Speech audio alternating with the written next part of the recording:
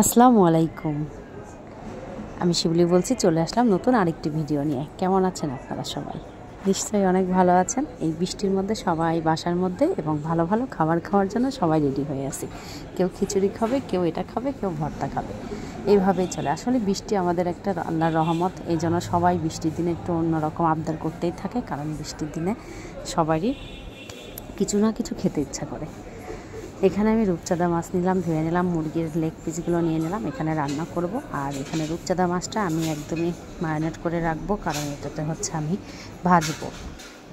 এটাকে পুরো লবণ, হলুদ, মরিচ দিয়ে মাখিয়ে রেখে দেবো। এটাকে কিছুক্ষণ মাখায় রেখে দিলে ভালো হবে, কারণ এটা মশমশা খেতে অনেকটাই মজা লাগবে। তারপর এখানে লেগ পিসটা আমি নিয়ে নিলাম। লেগ পিসটা সুন্দর করে আমি আগে ভেজে নেব, ভেজে নিয়ে তারপরে রান্না করব। বাজারে অনেক সুন্দর লেগ পিস পাওয়া যায়। আমিও বাজার থেকে লেগ পিসগুলো সুন্দর করে কিনে নিয়ে আসলাম। আর এর মধ্যে আমি সয়া সস দিয়ে দিয়েছিলাম। সয়া সস আর লবণ দিয়ে শুধু ভেজে নেব, আর কোনো কিছুই আমি এখানে দিইনি। এটাকে বেশ কিছুক্ষণ ধরে ভাজতে হবে। ভাজার পরে তারপরে কালারটা চলে আসলে তারপরে আমি নামিয়ে নেব। হ্যাঁ, আপনাদের সবাইকে একটা কথা বলবো, সবাই তো যারা পেজ চালায় তারা ভাবে আজকে কি রান্না করব, আজকে কি করব, সবাইকে কিভাবে সুন্দর করে প্রেজেন্ট করব, এগুলো নিয়ে আসলে আপুরা সবাই খুবই ব্যস্ত থাকে। আর আমরাও যখন রাতের পরে মনে হয় সকালে উঠে কি রান্না করব, আজকে কি রান্নাটা ছাড়লে সবচেয়ে ভালো হবে। আর ওয়েদার অনুযায়ী রান্নাবান্নাও করতে হয় আমাদের অনেক সময়। যেমন বৃষ্টির সময় সবাই খিচুড়ি করছে, আমি যদি অন্য কিছু রান্না করি তাহলে কিন্তু কেমন যেন লাগে। তার জন্য ওদের সাথে তাল মিলাই সবাইকে চলতে। আর ফেসবুক তো যখন যেটা চলে তখন সেটাই করতে হয়। সব কিছু ওয়েদার অনুযায়ী কাজ করতে হয়। যাই হোক, এখানে আমার ভাজাটা একদমই হয়ে যাচ্ছে। কালারটা সুন্দর মাশাআল্লাহ চলে আসছে। আমার নিজের কাছেই অনেকটা ভালো লাগছিল যে অনেক সুন্দর কালার চলে আসছে। এখানে আমি পুরো মাংসের যে মশলা টশলা লাগে সব কিছু দিয়ে ভালোভাবে মশলাটা কষিয়ে নেব। কষানোর পরে আমি এটা মশলা কষানোর পরে পেঁয়াজটা ভালোভাবে হয়ে যাওয়ার পরে এখানে আদা রসুন দিয়ে বাকি যে মশলাগুলো আছে সব কিছু দিয়ে সুন্দরভাবে নাড়াচাড়া করে নেব।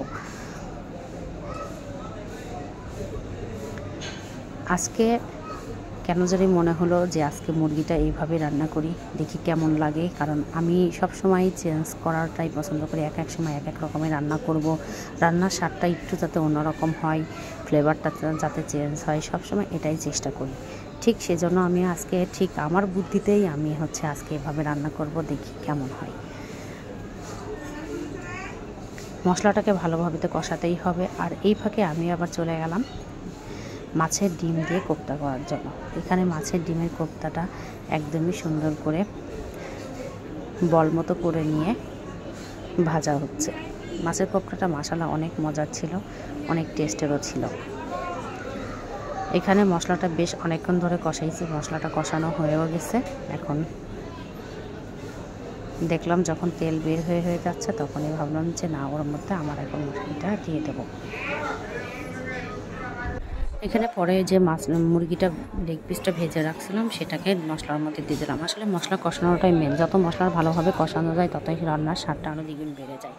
এখানে আমি রোস্টের মশলা দিয়েছিলাম, একদম পুরোপুরি রোস্টের মতো করেই করব। মাশাআল্লাহ এটা যখন আমি রান্না একদমই পুরোপুরি শেষ করছিলাম তখন আমার কাছে এত মজা হয়েছিল, বিশ্বাস করেন বলে বোঝাতে পারবো না। আর এভাবে রান্না করলে আসলে অনেক ভালো লাগে এবং টেস্ট লাগে। সবসময় একরকম রান্না করলে আসলে ভালো লাগে না। যখন আমি এটাকে ভালোভাবে মশলা টশলা কষিয়ে নিলাম এবং কালারটা দেখেন মাশাআল্লাহ অনেক সুন্দর চলে আসছে, কিন্তু আমি এর মধ্যে একটু হলুদ কিন্তু ব্যবহার করিনি। তারপরে এইদিকে আমার এই রান্নাটা হচ্ছে, আর এই ফাঁকে ফাঁকে আমি মাছটা ভেজে নেব। এখানে আমি রূপচাঁদা মাছটা একদমই ভেজে নিচ্ছি।